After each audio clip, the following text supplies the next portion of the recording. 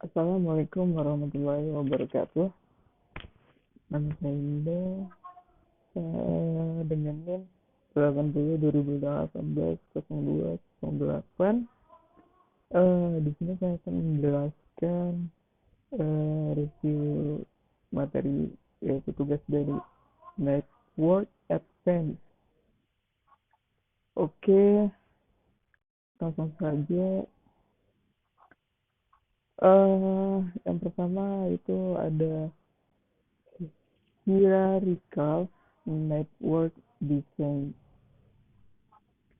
Hierarki merupakan memfasilitasi pemahaman peran setiap perangkat pada tiap lapisan, mudah diterapkan, dioperasi, dikelola, dan mengurangi wilayah kerusakan pada setiap lapisan.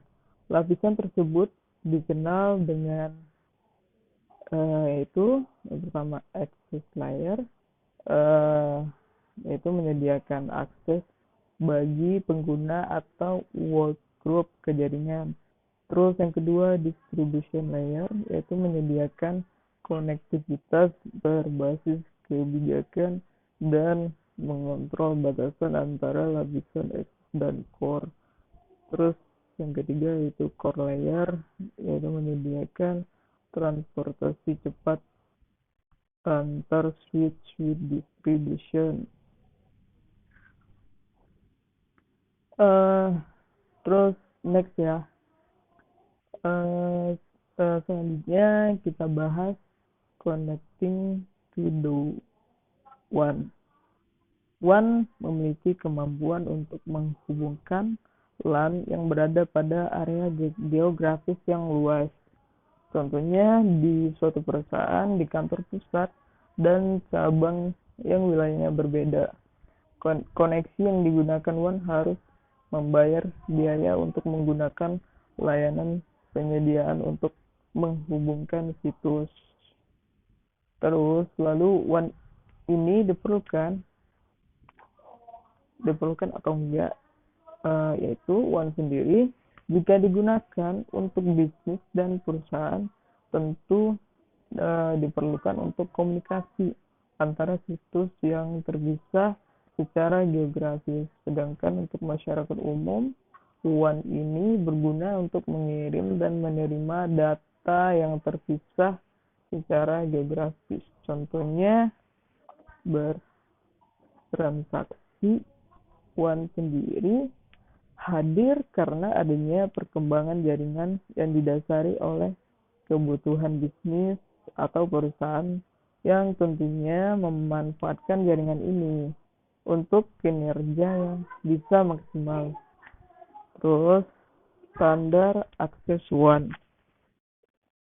Standar akses WAN beroperasi pada layer 1 dan 2.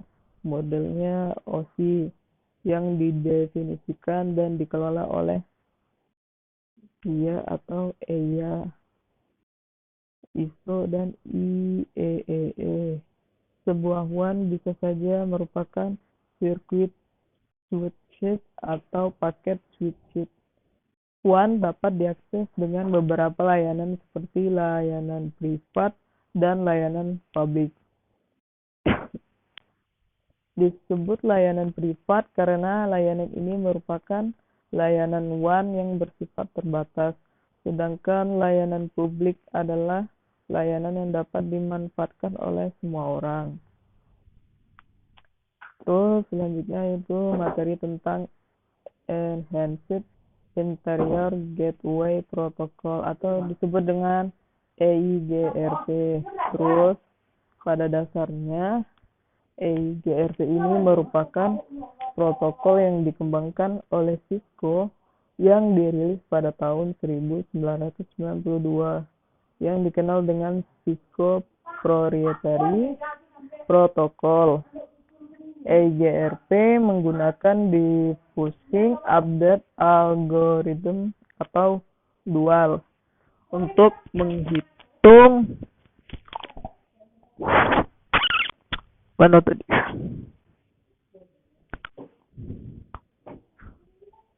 Maaf, ada kesalahan teknis pemirsa. Saya ulangin, EIGRP menggunakan diffusing update algoritma atau dual untuk menghitung jalur dan jalur cadangan. Dalam operasi membentuk neighbor adjacencies jenis-jenis paket EIGRP yaitu satu paket hello EIGRP untuk menemukan router EIGRP di dalam jaringan. Terus yang kedua ada paket acknowledgement untuk meng-acknowledge penerimaan paket EIGRP. Terus itu paket update yaitu untuk mengetahui tujuan update informasi. Terus selanjutnya yaitu paket query digunakan untuk meminta informasi tertentu dari router tetangga. Terus paket reply untuk membalas paket query. EIGRP mengirim partial bounded update ketika terjadi sebuah perubahan pada jaringan.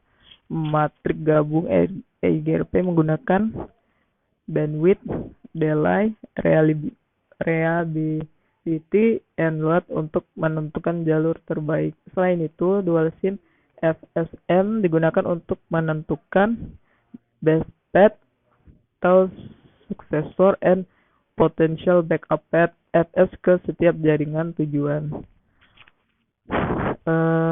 Sekian dari penjelasan saya. Kalau jika ada salah-salah kata, mohon maaf. Wassalamualaikum warahmatullahi wabarakatuh.